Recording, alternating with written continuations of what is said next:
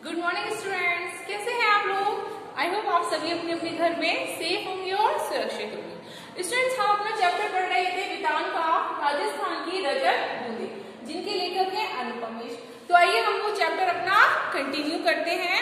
मैंने आपको बता दिया था कि पानी के प्रकार कितने होते हैं और उसके बाद मैंने बता दिया था कि जब पानी की खुदाई हो जाती है पूरी तरह से तो वो किस प्रकार से होती है।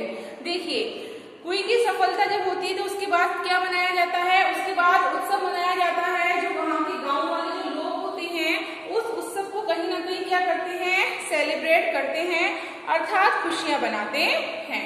और फिर वो कह रहे हैं कि उन अवसरों पर अगर कोई तीज त्योहार होता है या कोई अवसर होता है तो उन अवसरों पर उनको क्या दी जाती है, भेंट दी जाती है, नेक दी जाती है, उपहार दिए जाते हैं और क्या उनको अनाज का एक अलग ढेर भी लगता है। और जब बहुत अच्छी फसल हो जाती है, खलियान हो जाती है, तो उसके बाद वहाँ पर खुशियां मनाई जाती हैं, अनाज को इकट्ठा किया जाता है। अब सिर्फ मजदूरी देकर भी काम करवाने का रिवाज आ गया है।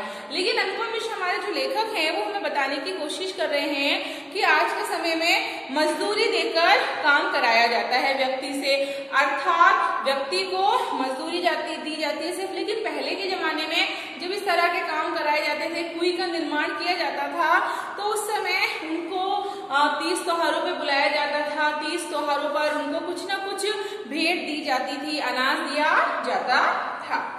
अच्छा, पेज नंबर 17 खोलेंगे आप जब ये वीडियो देखें। कई जगहों पर चेजारों के बदले सामान्य गृहस्थ भी इस विशिष्ट कला में कुशल बन जाते थे। और जैसलमेर के अनेक गांवों में पालीपाल ब्राह्मणों और मेघभालों के हाथों से 100-200 बरस पहले बनी पार या कुइयां आज भी बिना थके पानी जुटा रही हैं।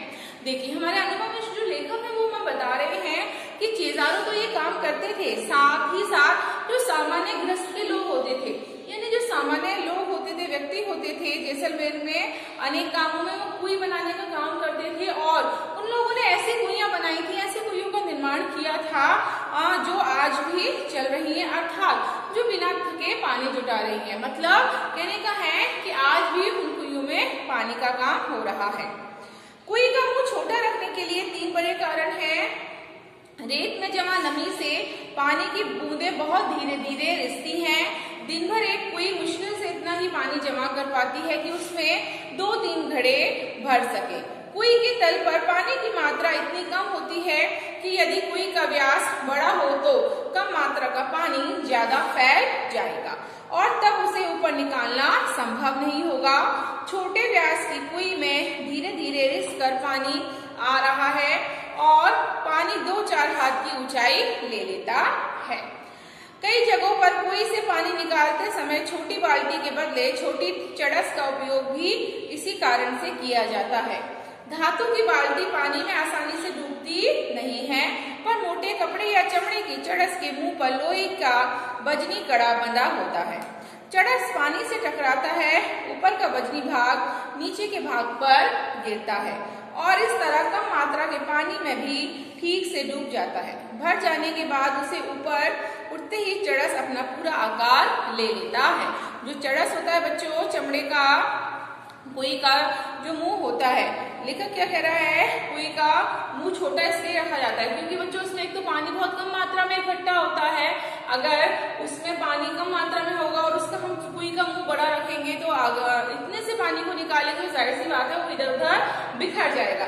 इसलिए इन लोगों ने ये टेक्निक अपनाई है कि कुएं का मुंह छोटा रखते हैं क्योंकि उसमें पानी बहुत कम मात्रा में आता है। 3-4 घड़े दिन भर के सिर्फ 3-4 घड़े ही आता है क्योंकि वो बूंद बूंद करके रिसता है। इस वजह से उसका जो निर्माण है इसी वजह से छोटा किया है कि किसी छोटी पदार्थ वस्तु से उस पानी को जब हम निकालेंगे तो पानी बिखरेगा नहीं, अर्थात बिल्कुल भी एक बूंद खराब नहीं होगा। पिछले दौर में ऐसे कुछ गांवों के आसपास से सड़कें निकली हैं, ट्रक दौड़े हैं, ट्रकों की फटी ट्यूब से भी छोटी चड़स बनने लगी है। मैंने जैसे आपको बताया कि जो चड़स होती है बच्चों किससे बनती है, चमड़े से बनती है। तो आपके जो ट्यूब होते हैं वो कैसे होते हैं, चमड़े से ही बनते हैं। कुएं के व्यास का संबंध इन क्षेत्रों में पड़ने वाली तेज गर्मी से भी है। व्यास बड़ा हो तो कुएं के भीतर पानी ज्यादा फैल जाएगा। बड़ा व्यास पानी को भाप बनकर उड़ने से रोक नहीं पाएगा। देखिए अनुपम मिश्र बता रहे हमारे लेखक कि कुएं के व्यास का संबंध इन क्षेत्रों में पड़ने वाली तेज गर्मी से भी है ना। व्यास बड़ा हो तो कुएं के भीतर का पानी ज्यादा फैल जाएगा और व्यास पानी को भाप बनकर उड़ने से रोक भी पाएगा। जैसा कि अक्सर हम सुनते हैं कि बहुत ज्यादा गर्मी पड़ रही है, बहुत तेज गर्मी पड़ रही है, तो वहाँ आज जरूर बारिश होगी, ऐसा हमारी मान्यता है, ऐसा हम सोचते हैं। तो ऐसा यहाँ पर ये मानना है कि यदि बहुत ज्यादा गर्मी पड़ रही है इन क्षेत्रों में तो व्यास भी उसके हिसाब से पानी भी वहाँ होगा। कुएं को उसके पानी को साफ रखने के लिए उसे ढककर रखना जरूरी है। देखिए जाहिर सी बात है, ये तो हर चीज में लागू होता है बच्चों कि अगर आपको पानी जो है वो साफ सुथरा चाहिए तो जाहिर सी बात है उस पानी को हम साफ सुथरा तो रखेंगे ही। आगे कह रहे हैं कि छोटे मुंह को ढकना सरल होता है। हर एक कुएं पर लकड़ी के बने ढक्कन ढके मिलेंगे और कहीं कहीं खस की डांटी की तरह घास फूस या छोटी छोटी टहनियों से बने ढक्कनों का भी उपयोग किया जाता है। अनुपम मिश्र जो हमारे लेखक है वो हमें बता रहे हैं कि कुएं का पानी को साफ रखने के लिए ऊपर से हमें उसको ढकना जरूरी होता है उसके मुंह को।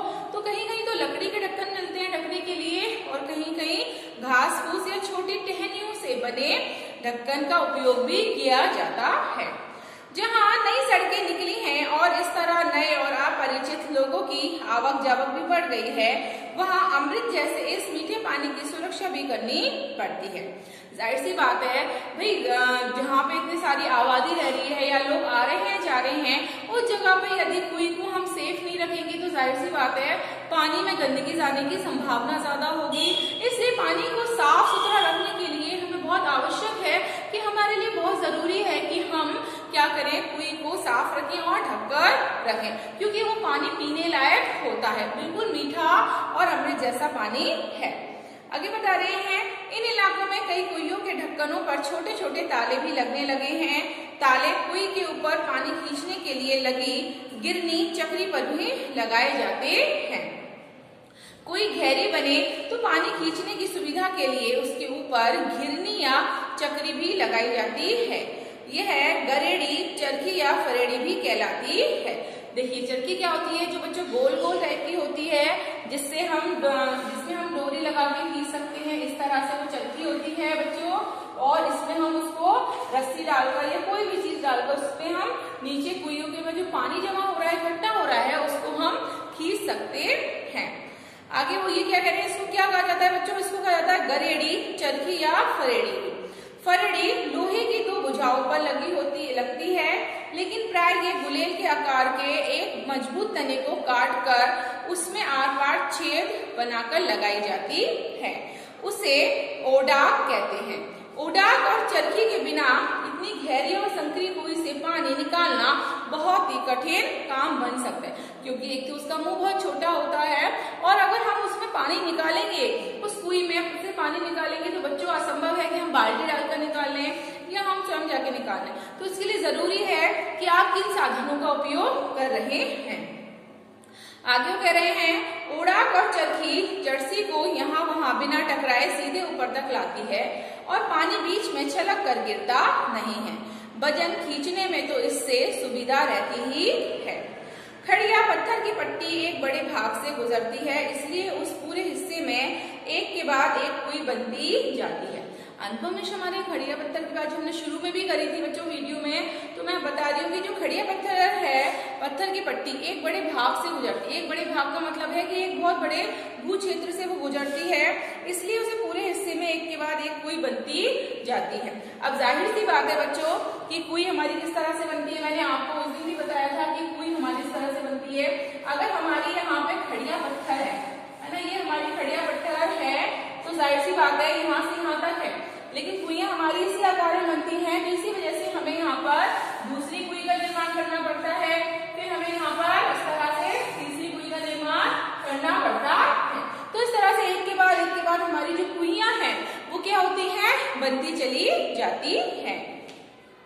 देखिए आगे वो कह रहे हैं ऐसे क्षेत्र में एक बड़े साफ सुथरे मैदान में 30-40 कुइयां भी मिल जाती हैं।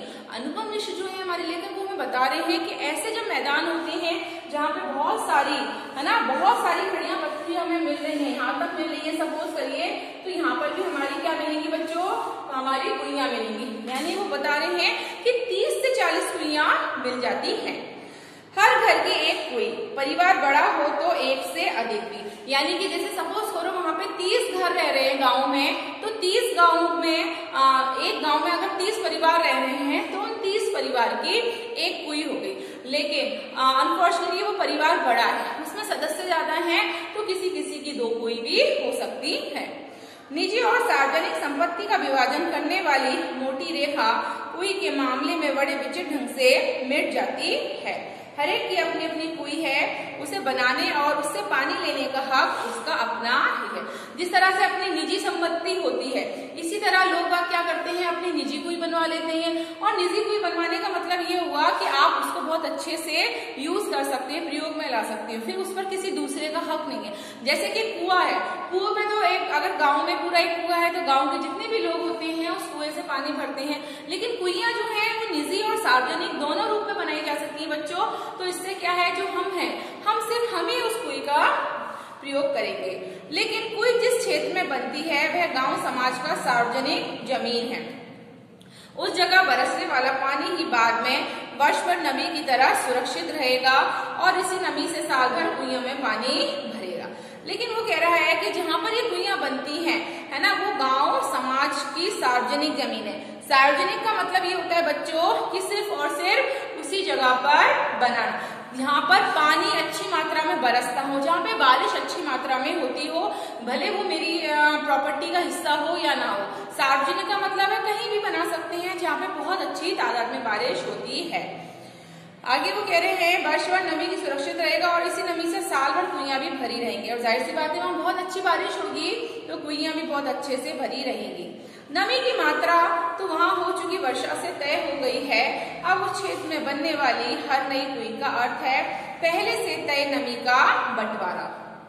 देखिए वो कह रहे हैं उस क्षेत्र में बनने वाली हर कुई का अर्थ है पहले से तय नमी का बंटवारा। यानी कि वहां पे जिस क्षेत्र में कुइयां बन जाती हैं वहां पहले से तय हो जाता है कि यहाँ पे कितनी नमी है, अर्थात कितनी पानी इकट्ठा होने की संभावना है। इसलिए उसका क्या हो जाता है, पहले से ही बंटवारा हो जाता है।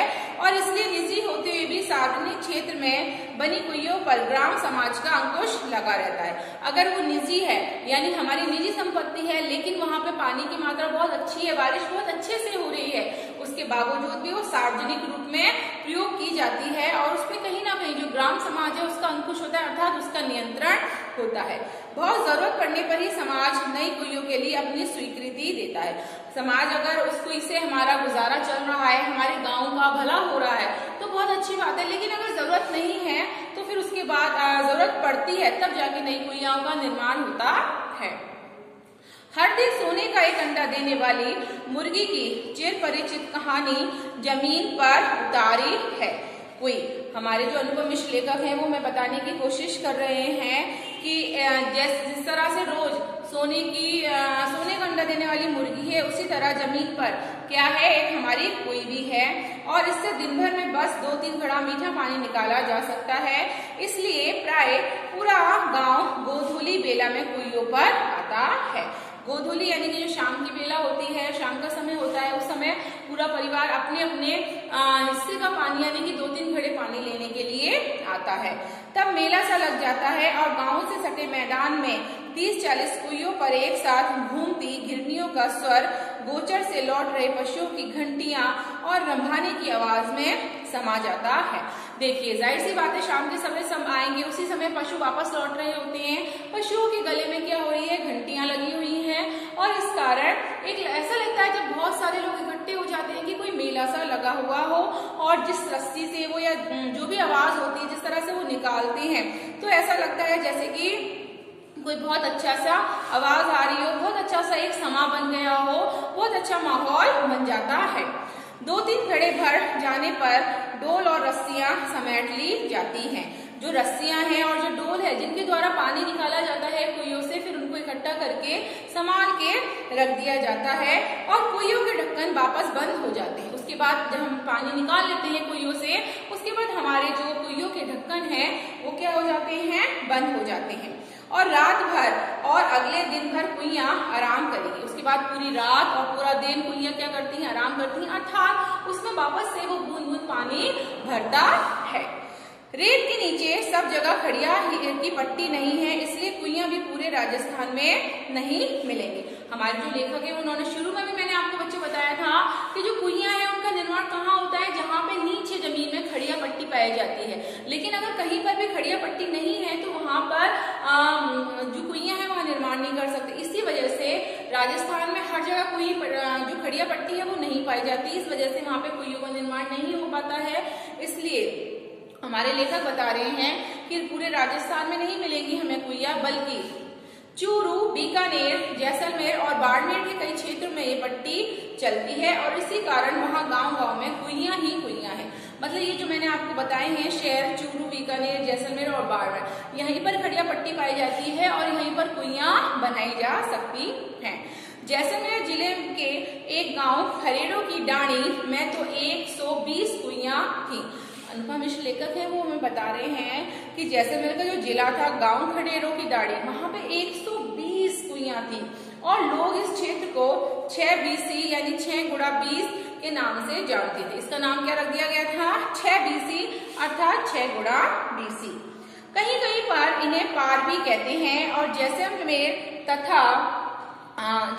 तथा बाड़मेर के कई गांव पार के कारण ही आबाद हैं और इसलिए इन गांवों के नाम पर ही है।